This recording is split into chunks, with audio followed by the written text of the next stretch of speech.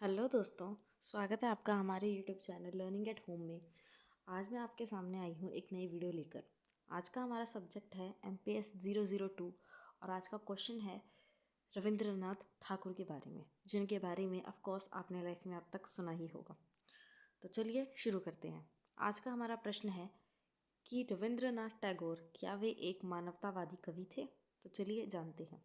सबसे पहले हम थोड़ा सा ठाकुर या रविंद्रनाथ टैगोर भी जिन्हें कहा जाता है उनके बारे में थोड़ा सा जान लेते हैं, उनका परिचय जान लेते हैं कि वे कौन थे। रविंद्रनाथ टैगोर जी एक विश्वविख्यात कवि थे, साहित्यकार थे, दार्शनिक और भारतीय साहित्य के नोबेल पुरस्कार विजेता हैं। उन्हें बंगला साहित्य के माध्यम से भारतीय सांस्कृतिक चेतना में नई जान फूंकने वाले युग दृष्टा भी माना जाता है। वे एशिया के पहले नोबेल पुरस्कार पाने वाले व्यक्ति थे। वे एकमात्र कवि हैं जिनकी दो रचनाएं दो देशों का राष्ट्रगान बनी। पहला हमारे भारत का राष्ट्रगान जन गण मन, जिसे रविंद्रनाथ टैगोर जी ने लिखा है, और दूसरा है बांग्लादेश का राष्ट्रीय गान आमार सोनार बांग्ला, वो भी रविंद्रनाथ टैगोर जी ने ही लिखा है। ये दोनों गुरुदेव की ही रचनाएं हैं। वे अपने माता पिता की 13वीं संतान थे। बचपन में उन्हें प्यार से रवि बुलाया जाता था। 8 वर्ष की उम्र में उन्होंने अपनी पहली कविता लिखी थी और 16 साल की उम्र से उन्होंने कहानियाँ और नाटक लिखने भी प्रारंभ कर दिए थे। ये हैं रविंद्रनाथ टैगोर जी की फ़ोटो। अपने जीवन में उन्होंने 1000 कविताएं, 8 उपन्यास, 8 कहानी संग्रह और अलग अलग विषयों पर अलग अलग लेख लिखे हैं। इतना ही नहीं, रविंद्रनाथ टैगोर संगीत प्रेमी थे और उन्होंने अपने जीवन में 2000 से भी ज़्यादा गीतों की रचना की है। उनके 2 लिखे गीत हमने पढ़ा ऊपर, भारत और बांग्लादेश के आज राष्ट्रगान है। कितने बड़े सम्मान और गौरव की बात है ये हम सब के लिए भी। जीवन के 51 वर्षों तक उनकी सारी उपलब्धियां और असफलताएं केवल कोलकाता और उसके आसपास के क्षेत्र तक ही सीमित रही। ये कोलकाता से आते थे तो वहाँ इनका ज़्यादा फेमस थे ये।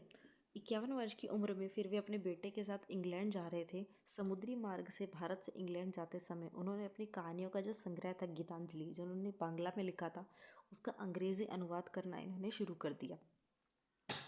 गीतांजलि का अनुवाद करने के पीछे उनका कोई उद्देश्य नहीं था, वो तो केवल समय काटने के लिए कुछ ना कुछ करना था, तो उन्होंने उसका अनुवाद करना शुरू कर दिया। उन्होंने एक नोटबुक में अपने हाथ से खुद गीतांजलि का अंग्रेजी अनुवाद किया। लंदन पहुंचकर वो पुस्तक फेमस हुई।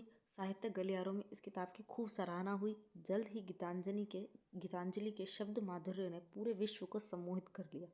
पहली बार भारतीय मनीषा की झलक पश्चिमी जगत ने देखी। गीतांजलि के प्रकाशित होने के 1 साल बाद 1913 में रविंद्रनाथ टैगोर जी को नोबेल पुरस्कार दिया गया और वो एशिया के पहले व्यक्ति थे जिन्हें नोबेल पुरस्कार मिला। टैगोर सिर्फ महान रचनाधर्मी नहीं थे, बल्कि वो पहले ऐसे इंसान भी थे जिन्होंने पूर्वी और पश्चिमी दुनिया के मध्य सेतु बनने का काम किया था। टैगोर केवल भारत के ही नहीं, पूरे विश्व के साहित्य, कला और संगीत के एक महान प्रकाश स्तंभ है, ऐसा स्तंभ जो अनंत काल तक प्रकाशमान रहेगा। रविंद्रनाथ टैगोर जी, जिन्हें हम लोकप्रिय रूप से गुरुदेव के नाम से भी जानते हैं, वे एक मानवतावादी थे जिन्होंने भारतीयों को भविष्य के प्रकाश का सामना करने के लिए अंधेरे से जगाने का प्रयास किया था। तो दोस्तों, बैक टू आवर क्वेश्चन। अभी हमने इनका परिचय जाना। हमारा प्रश्न क्या था? हमारा प्रश्न था कि क्या वे एक मानवतावादी कवि हैं? तो हाँ, रविंद्रनाथ टैगोर एक मानवतावादी कवि थे जिनके लिए मानवता सबसे ऊपर थी। धर्म से, जाति से, देशभक्ति से भी ऊपर उनके लिए मानवता थी और यही काम उन्होंने भारतीयों के लिए किया। 19वीं शताब्दी में जब वैज्ञानिक क्रांति हावी होने लगी, तब मानवतावाद की आवश्यकता हुई और उन्होंने दुनिया के महान लेखकों में अपना नाम स्थायी रूप से दर्ज करा लिया, खासकर उनकी गीतांजलि के लिए, जिसे उन्हें नोबेल पुरस्कार दिलवाया। एक कवि पैगंबर के रूप में उन्होंने आशावाद और मानव जाति में विश्वास के साथ आगे देखा कि वे सत्य और वास्तविकता की बेहतर दृष्टि के साथ रह सकते हैं।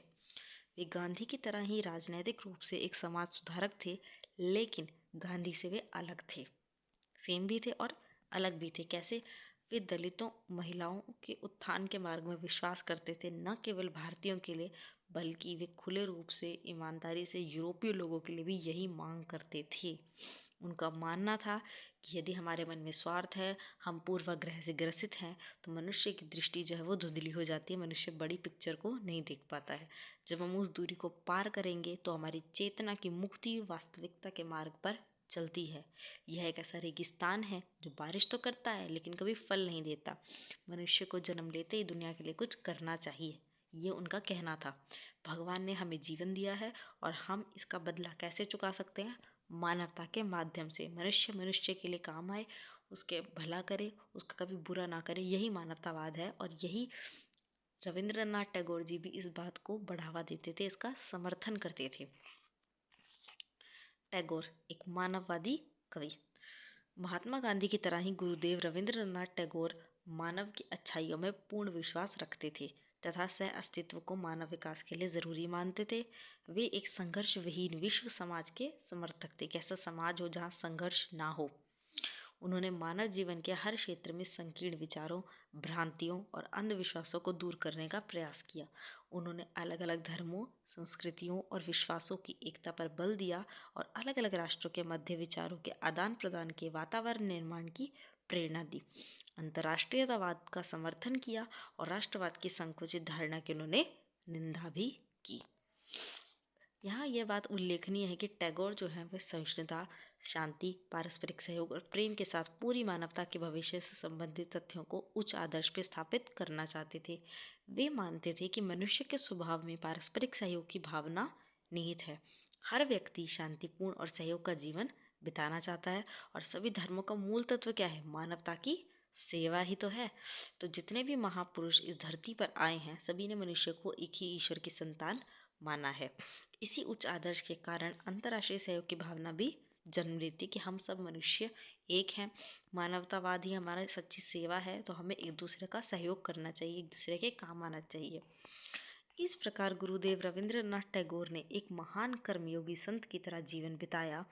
मानवता के लिए उन्होंने अपने विचार और शिक्षा प्रणाली की उद्भावना की, जिनके आधार पर राज्य का एक नवीन दर्शन तैयार किया जा सकता है।